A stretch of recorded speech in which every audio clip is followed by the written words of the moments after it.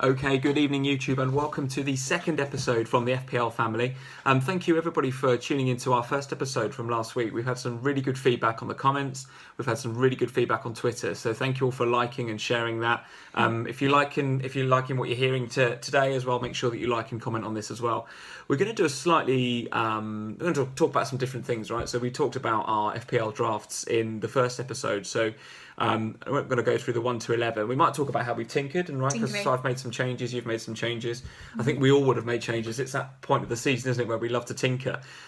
We'll talk a bit about how we've changed then in the last week or so. We'll speak about some of the dark horses as well. So there's been a lot of pre-season action over the last kind of day and a half. Well, actually the last week, but in particular the Premier League teams have been playing a lot in the last couple of days. There was a great game that I think was on at like 2 a.m. between City and Spurs, right? So neither of us watched it, but we saw the result in the morning. Oh, did you? Okay.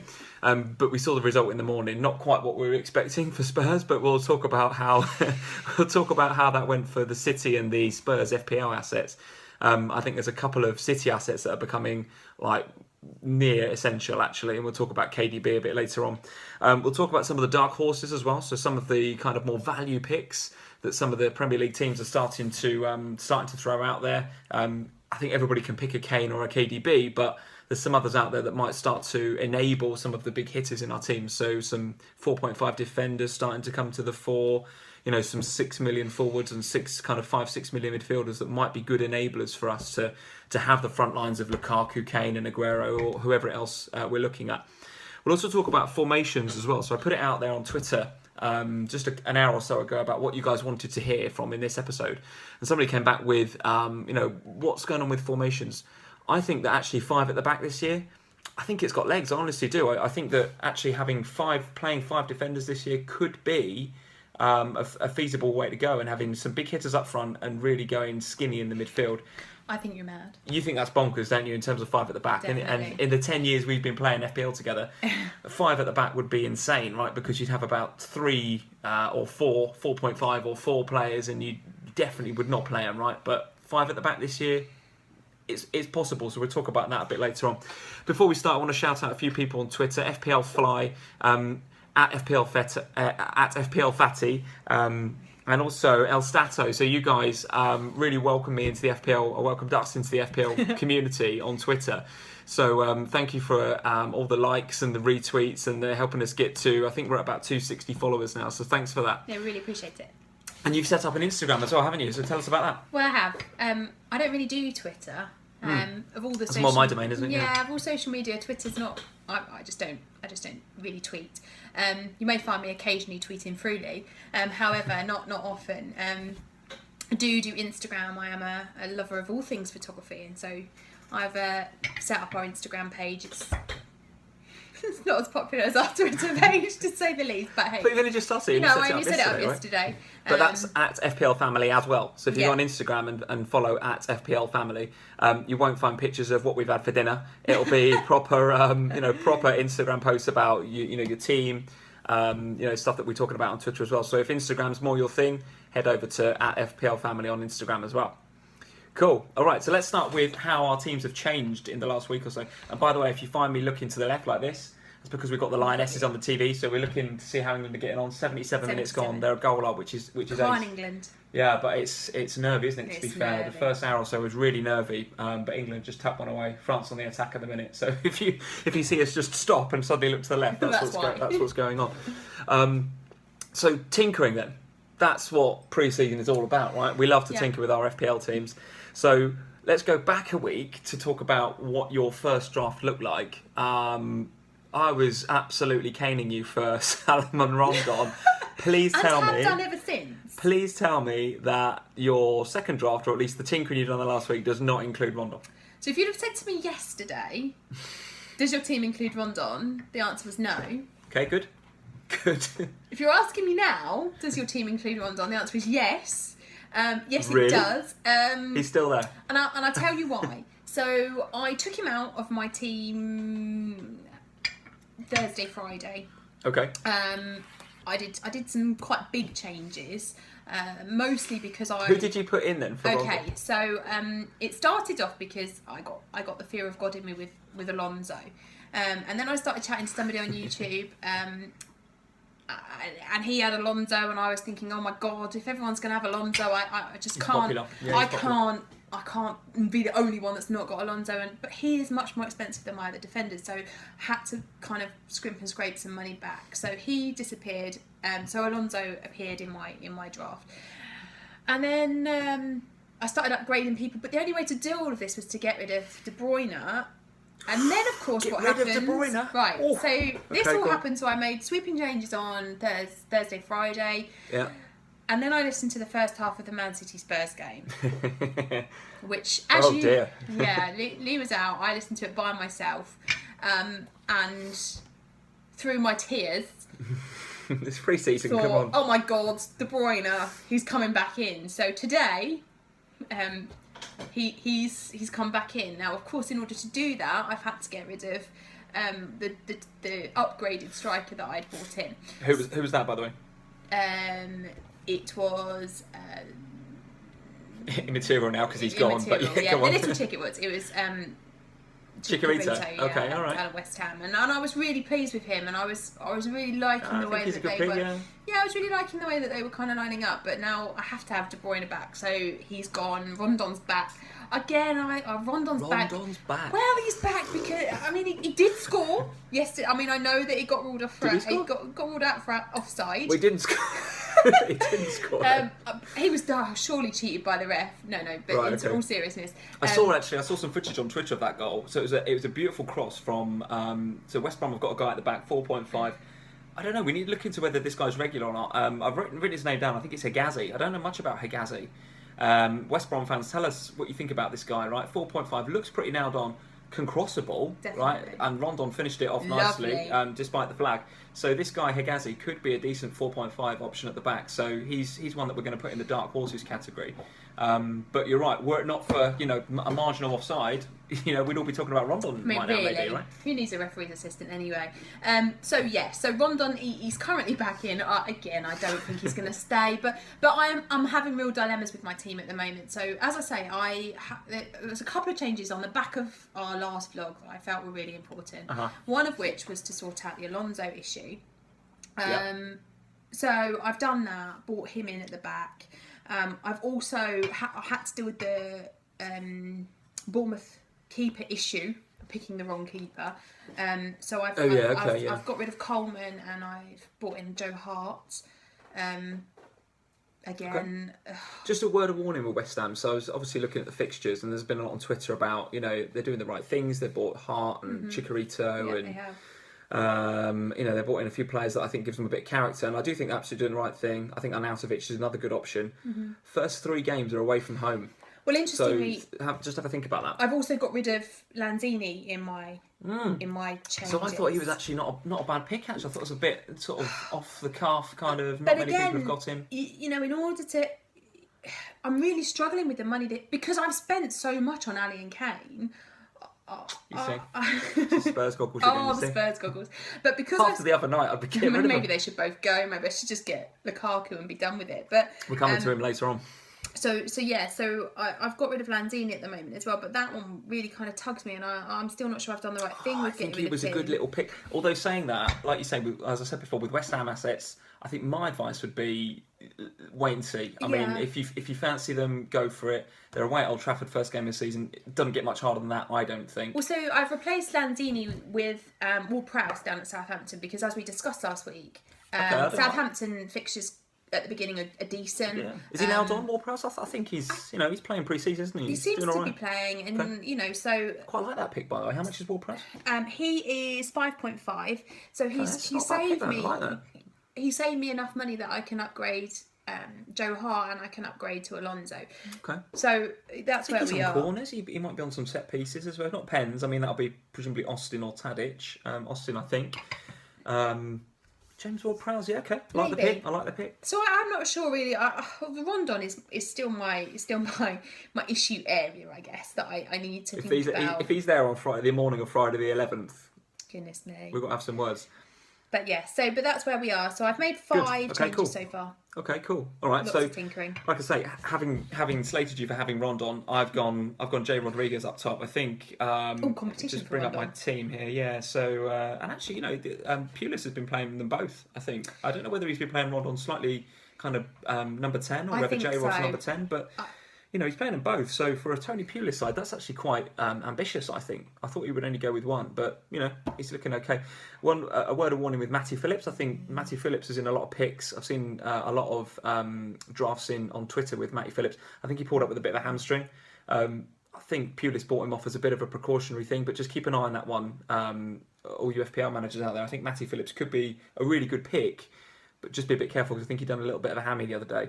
Okay. So I've gone J-Rod up front, and I downgraded Firmino to J-Rod because I wanted some of the funds to do some other stuff in the middle and at the back, which I'll come to in a sec. But you're scared of Rondon? I'm not in any way scared of Rondon. I'm looking at West Brom's fixtures and I'm thinking, actually, West Brom picks are good picks based on those fixtures. No, I agree. It's West Brom. It could go horribly wrong, couldn't it? How much is Rodriguez? So he's 6, right? He's 6.0, so same as Rondon, I think. I think he's a good pick. He's having a good pre-season. He scored a beauty of a header the other night. He's actually 6.5. Who is Rondon? Yeah, so okay. So actually, you're going to save potentially 0.6 by J-Rod. The feeling I'm getting from the guys on Twitter is actually that J-Rod is a better pick. He's a better pick than Rondon. But most people are a better pick than Rondon. Let's be fair. It's just whether he's the best pick in that kind of 6.0-ish bracket. And do you know what? I think you're going to struggle for more money than that. It's quite hard picking a striker in that 6 bracket. It's really tough. It's slim pickings down there, definitely. Yeah, I think so. But so I like J-Rod, and the reason I wanted him and downgraded Firmino, not because I don't think Firmino's a good pick, 'cause I think he is. Hasn't really shone in the pre-season friendlies that Liverpool have had, from what I've seen. That's been, Salah's been shining, Coutinho's been shining. I noticed a lot of people talking about Salah and Coutinho and which one goes in their team. Yeah, and what's interesting is that some of the players at Liverpool are coming out on Twitter and other media and saying, so Milner's one, Wijnaldum's the other. They've come out and they've said that they're really impressed with Salah. They're impressed with how he settled. I think Klopp said the same thing. Okay. And Klopp came out also and said that Salah and Coutinho are the sort of players that he was expecting them to have this sort of understanding. Okay. And they've already got to a position where I think Salah and Coutinho. I think there's at least one Coutinho assist Salah goal in our pre-season friendlies. Right. I think there might even have been one the other way around where Salah assisted Coutinho. I haven't got all the facts, but bottom line, they seem to be working those guys. Now, look, if Coutinho goes... do you think he'll go? Do you know what? I really hope not. I mean, he's clearly our jewel in the crown, right? So if he goes, it's a massive blow. Doesn't look like we're going to get Keita either in the middle. So, yeah, makes me sad just talking about Coutinho leaving. Let's not go there. But if he does, sounds like we're going to want big money for him. Depends how Klopp's going to then spend that money. But yeah, look, there's not many Coutinhos around. He's class. When you think about when we bought him, we'll struggle to replace him. I mean, yeah, we bought him. I think we bought him for 8 million from Inter, and he was kind of frozen out. This was 4 or 5 years ago, I think. So now to be looking at the way that he's progressed at Liverpool into this, 80, 90, possibly more £1 million player. Tell us what you think, guys. I mean, Coutinho, if he stays, does he make your team? I think it's a reasonable shout that he's in there. Will you go Salah at the beginning just because Coutinho's head is turned a little bit? What are you thinking? I don't know. I mean, I had Coutinho. And when I made my changes, that's who I downgraded De Bruyne to. Coutinho saved me £1 million. And I don't know. I worry about him sitting back a little bit more this season. I worry about him being less aggressive in terms of the Liverpool team and the way that you're playing. I still think he's just a great fancy asset. He's gonna bring you points. Yeah. But where is he at the moment? This money that they're banding around for him is huge, and is his head still right? I don't know. With all of this going on, I think deadline day can't come soon enough in terms of Liverpool and sorting out what's going on with Coutinho. But obviously you've got we're into the season by the time that happens. So as a fantasy pick. Well, I think there's lots of other value in our midfield, which I'll come to a bit later on in Dark Horses. I think nobody's really talking about Lallana. No one's really talking too much about Gini Wijnaldum, although they are a little bit now after he scored the other day. So we'll come to those in a sec. Let's rewind and go back to the tinkering that I'm doing. So I did Firmino to J Rodriguez. That enabled me to do the KDB pick. like you, he's been a bit in and out of my team. I think now, having watched him against Spurs the other day and watched him in some of the other friendlies, look, I mean, City, come His on, assist City on the look first on goal fire, yesterday. right? I mean, they've battered Spurs. Spurs are a flipping good side. They've battered you 3-0. What was the score against Real Madrid? 4-0, 4-1. I mean, They're scoring for fun. They are roasting teams right And now. he is assisting like you can't believe. Yeah. I mean, the assist on that first goal with Spurs yesterday. John Stones' goal, right? Yeah. John Stones' Beauty. goal was an absolute beauty of an assist, and I just think he's going to do that all season. I really do. I think if you don't have him. He's now in my team now, I think. I keep taking him in and out. I keep looking at, KDB to Sane and what I can do with $1.5 million, and I can do some nice things, but... And that was totally where my head was this week. Is I've got $1 million swapping in for Coutinho, and then if I take Coutinho out and downgrade him slightly, I can have $1.5 million, $2 million. Mm-hmm. But then I've got these players who they're never going to bring me the level of points that I'm sure De Bruyne is. So he's back in, and I think I'll have to make some sacrifices elsewhere in order to keep him. I like it. All right, so I think we're both going to go KDB. Tell us what you think. Are you guys going to go with him? 10 million, I think? 10.5? 10? Yeah, and I had an interesting chat with a guy on YouTube about who was managing to put some really, really aggressive players in his team. Expensive, you mean? Yeah. Lukaku and I was thinking Kane. he's got, Arnautovic and... No, in terms of price brackets, Lukaku and Kane and stuff. And I asked him about his midfield, and again, it was holding up, but didn't have players like De Bruyne. And I think, okay. Yeah. Well, I think, do you know what? We're going to come to formations in a second. I think this whole kind of going slim in the midfield thing is getting a lot of getting a lot of love on Twitter. We'll come to that in a second in terms of formations. I'll just finish up on my tinkering. So I've gone KDB. Who else did I do? I wrote some of this stuff down. So I've gone off of Redmond and Suarez simply because I think Suarez doesn't look as if he's come. This is not Louis, by the way. This is Cedric, who plays at the back for Southampton. I'm not quite sure that he's going to be ready in time for game week 1. So I've gone Yoshida because I think Yoshida gives us that little bit of certainty. I didn't have the 0.5 that I would have liked for Bertrand because I do like Bertrand. I think it's a great pick. But I needed a way to get into Southampton's defence at 5 million, so I've gone Yoshida for now. Okay. Redmond, I think similarly actually because of his exploits in the under 21s, etc. He's not quite ready, I don't think, and he's not quite. He certainly hasn't been playing in the pre-season friendlies. So I've got rid of Redmond, and I've gone for who else have we got in here? Can't even read my own handwriting. KDB, J-Rod. Who do you think that is? Oh, Punch. Man writing. Punchin. Yeah, so... You know what that looks like. It doesn't look like Punchin. You can tell I type for a living. Punchin, I think, is a really good pick for Palace, by the way. And I think I mentioned this last week on the first vlog. He's captain, so I think De Boer's going to play him. Set pieces, potentially, the odd free kick. I know that there's some other players in the Crystal Palace side that are going to have something to say about that. If I'd...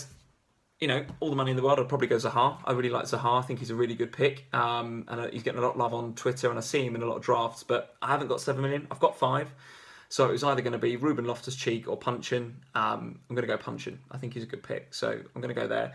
And at the back, I've already talked about the Yoshida pick, which I think is a bit short-term thinking for me because I would prefer to have an attacking fullback like Suarez or Bertrand. But Yoshida's there for now. And then I've gone for Kolasinac, which I think is how you say his name. Yeah, Kolasinac or Kolasinac, however you want to say it. The new guy at the back for Arsenal. So what do you think about this? I know that Arsenal, you're not going to have any picks from Arsenal, right? But this guy looks as if he's bombing forward. He's getting great deliveries into the box. He's looking really good, I think. As a Spurs fan, as we've all established, I'm never gonna be that positive about Arsenal. However, they have been looking good the last couple of games. I think they lost to Seville, right, today? They did. They seem a little bit more settled at the moment. There seems to be a little bit less aggro around Arsenal at the moment, and there doesn't seem to be quite as many Arsenal fans. Do you think the Sanchez thing is I don't know. He's sorted that out now? Wenger came out, didn't he? And he said, "No, that's it. He's staying. He's got the flu. That's why he's not playing." I'm sure I believe that, but okay. Back on Tuesday, apparently. So we'll see if he turns up for training on Tuesday. Did you see actually? I think he posted something on Instagram or Twitter. Sanchez. I can't remember which medium he did it, but it was him looking, sad on his sofa with his dog and a scarf. And it's just like, oh no, I've got the flu. It's just like, yeah, okay, mate. Well, apparently, according to Wenger, he's coming back on Tuesday. So let's see if he comes back on Tuesday. I don't know. It all feels a little bit more settled at Arsenal. I'm not quite sure what's going on, but I don't know. Arsenal defence. I mean, Arsenal are known for their nicking it 1-0 here and there. They bitter are. Spurs fan. They are. I'm not. Well, yeah, I am a bitter Spurs fan. However, I don't know. I mean, I've had Arsenal. I have had Arsenal players in my team over the years, and I'm sure over the course of this season one will appear. I've never had an Arsenal defender. Okay. You didn't have Nacho Monreal back in the last season because No. he was quite good value. Okay. All right. No, I didn't. I don't know. They just feel a little bit shaky at the back. I don't know. Well, I think they're going to try out this new formation, right? So this is where all their new players are coming in, and he's going to try this 3 at the back. This is the theory that we come up with on the last vlog about how this kind of releases Ramsey to go and do great things going forward with, Yeah. the likes of Coquelin or Xhaka sitting with Ramsey going and supporting Lacazette and getting a bit more further forward. Ramsey's one of the guys I've taken out of my picks or out of my draft at the moment. He could well come back. I'm kind of toing and froing with him. I'm really interested to hear what you guys think and put in your comments about how you feel about Ramsey. He's a real, I don't know, people are either loving him or hating him at the minute. And you know what? A lot of the people that I've spoken to about the drafts and their teams, people that have shared their teams with us, I've not really seen a lot of Arsenal players coming in, and I don't know whether that's because nobody's really certain what's going on with Sanchez and therefore what's going on at Arsenal. Yeah. I think it's a brave pick. I think there are better options out there. See, Lacazette scored today, by the way, so tap in, but, they all count. Oh, they all go the same way, unless they get ruled off for offside. Poor old Rondon. But yeah, I think there are better options in defence. Okay. That's just my opinion, though. All right, so I think that segues nicely into some of the dark horse picks, and so these are kind of some of the players that I think are starting to emerge throughout pre-season. Quick check on the Lionesses, by the way. We've just got 30 seconds left. 30 seconds to go, so final whistle imminent there. You 1-0 talk to about England. dark horses, I'll tell you when You they're need to watch the TV, okay. So let me introduce the dark horses thing then. So every week we're going to come up with a couple of picks that everyone can pick a Kane or a KDB, we get that, but where's the value, where's the sneaky picks, where's the differentials? If you're behind in your mini league, how are you going to catch up? You're probably not going to do that by picking a highly owned player. So I want to talk about a couple of Arsenal assets. We've spoken about Ramsey. He's hardly a dark horse, but there we go. Excellent. All right, fair play to the Lionesses. Through to the semis, I think now, right? Fantastic. Good effort. Brilliant stuff. England through to the semi-finals. Well done. Ladies football, well done. Superb stuff. All right. So Arsenal, a few dark horses that have come to fruition or come to the fore, I think, last couple of days. Iwobi in midfield. What do you think about this guy? So I think Iwobi. So let's see his price. I wrote it down. Actually didn't write it down. I think he's coming in at about the sort of 5-6 level. I think he could be a good enabler in the middle as well. I think he's somebody that he's young, he's talented. He obviously pushed through a bit into the first team last year. He seems to be hitting the right sort of level in pre-season. Seems fit and ready for the season. I think he's even scored maybe 1 or 2 goals. So, here we go. Iwobi, what do you think? Well, I'm starting to sound a bit like a broken record here. I do appreciate that. But does it matter if Sanchez leaves? If you've got these enablers coming through the midfield, what if Sanchez isn't... So if Sanchez is there, so let's assume Sanchez stays, because he is right now. Well, if Sanchez is still in the Arsenal team, then I think any Arsenal midfielder has to be, any attacking Arsenal midfielder has to be a good pick, because with somebody like him on the end of the crosses, they're going to get assists. But what if he's not? I don't know if Iwobi's going to be that player bursting into the box on the end of a Sanchez cross, though. So in which case, how good a dark horse is he? Because I think get that money, and if he's starting, and the reason he's not in my team right now, but could be, it's just that uncertainty of starts, right? I think you look around the Arsenal midfield; they've got plenty of options. I think that's safe to say. We're kind of not quite sure what Wenger's going to do with this new formation, but I think he likes Iwobi. And in the price bracket that he's in, you're not going to get the likes of Ramsey. You're just not. So, I guess it's a compromise thing again, isn't it? But for him, I'm looking at either him or Puncheon. So who do I fancy? And so in terms of that, I think probably a good pick. But the only thing that is the only thing that would worry me is the start thing. If you pick Puncheon, you're getting 2 points every week. All right, he might not get assists every week. About that, I think Puncheon, he's going to start. He was an asset last week. Yeah, but what I mean by that is he's going to start every week. So that moving forwards every week, he is going to play. Oh, I see. Okay, so he's guaranteed starter. Yeah, okay. and he's guaranteed to get assists, and he'll do other things as well. But he's going to start every week. Now, is If you can sit there and say to me, Punchin, going to start every week, and you've just said guaranteed assists, I'll take that at 5. I'll take that. I I think it's a agree, good pick. and that's why I'm saying in terms of dark horses, Punchin isn't a dark horse, but is he a better pick than Iwobi? Okay. For me, yes. All right. Okay. I can cool. see why people would pick him though. In an Arsenal team, I can see why they'd pick him. All right, so let's go up the price bracket a little bit, a smidgen up to 6.0, and talk about Tom Ince at Huddersfield. So, again, not so much of a dark horse. I think I'm starting to see him in a few different drafts as well. Having a good pre-season. Again, as we said in the first vlog, Huddersfield fans, and indeed Brighton fans and Newcastle fans, but in particular Huddersfield fans, let us know what you think about Tom Ince.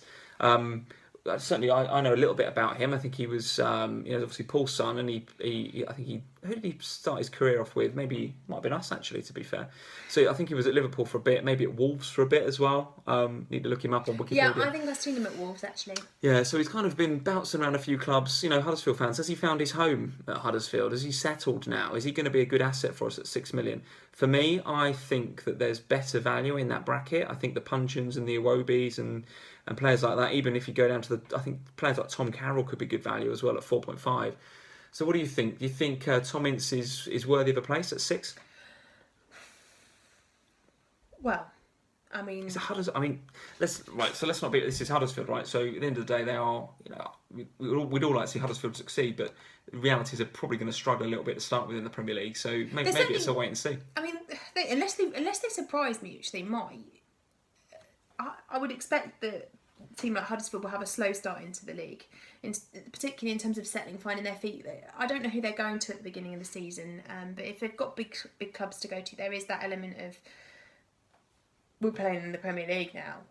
Now Tom Ince is a youngster, so generally they don't get overawed. They generally kind of step up to the plate. But if his teammates aren't in the same, I don't know. I think he's an interesting pick, and I can see him having a good season. Okay, all right. So Tom Ince could be a good pick for us. One other that I want to talk about before we start wrapping it up is 7.5 Theo Walcott. So, dark horse or not, I wasn't seeing him in many drafts until fairly recently. I think people were going the Ramsey route. They were potentially looking at players like Willian in that sort of bracket. So 7.5. As one other, I want to talk about Lallana in a second as well, but because he's in that bracket as well. I think there's lots of value in that bracket, by the way. So 7.5. Who are we talking about? Talking about Theo. So Theo, in the last couple of pre-season friendlies, he's been scoring goals, looking really good, looking really sharp. Do you think he's worth 7.5? Do you think he finds a way into your midfield without, again, talking about too many Arsenal players? Because I think I know what you're going to say. I actually think that if I was going to have an Arsenal player in my team, it would be Walcott. Okay, so why's that? I think he's the one that is offering the best value in terms of where he's sitting in the market.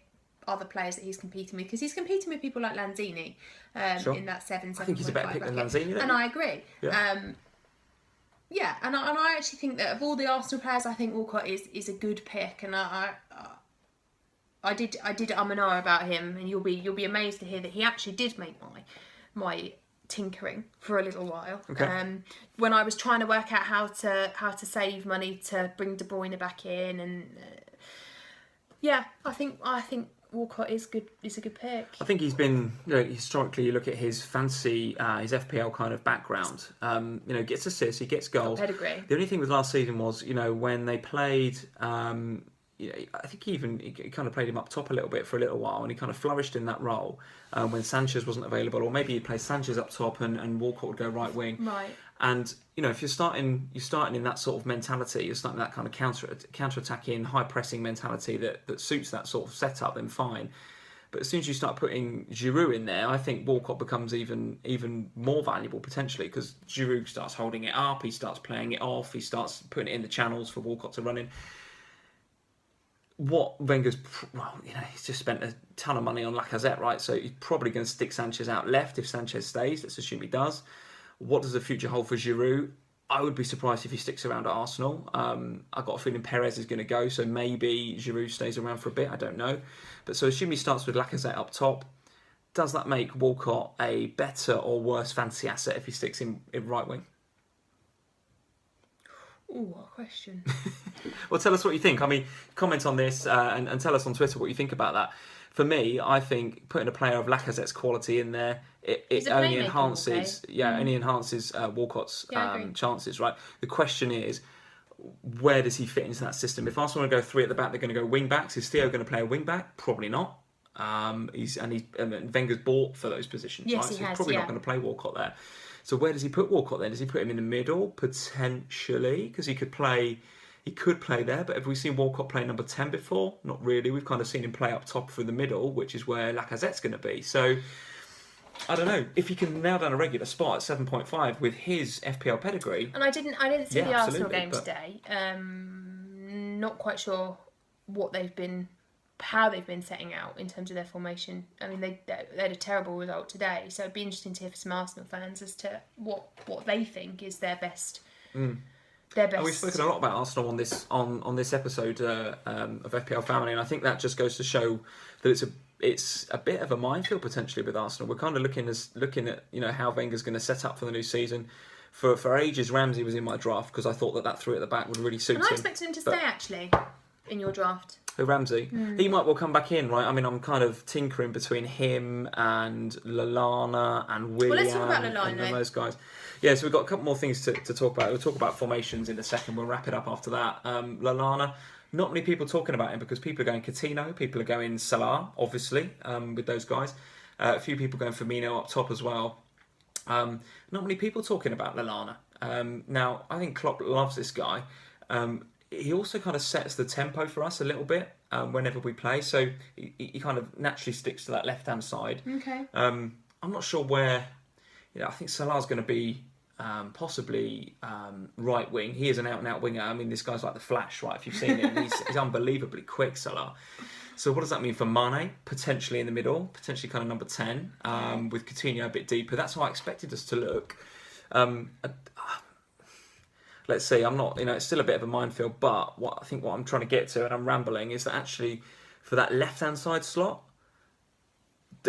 I think Lallana's the one. And actually, I think he's looked good in pre-season. He set up an assist, I think, the other day for, Dominic Solanke when we played against Hertha Berlin or somebody like that. Yeah, you won 3-0 against them, didn't you? Yes, I think a good performance yesterday, actually. Yes, So you you're did. right, yeah. So Solanke scored the first goal, which again was good. He only came in at the last minute because Origi got injured. So fair play to this kid. Why Chelsea wanted to get rid of him, I don't know. I mean, we picked him up for $3 million. He looks class.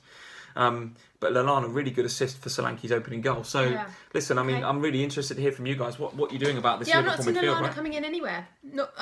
Nobody that I've spoken to on any of our social media channels has been talking about Lallana, and he's a fantastic player, and was in my fantasy team quite a lot last season, and was a great 7.5, asset. right? I mean, if he was priced Yeah, I like mean, 9, you're talking about 8.5, then you're putting maybe him in not. the Lanzini Walcott bracket. Well, having just said I think Walcott's a great pick down at Arsenal, I think Liverpool.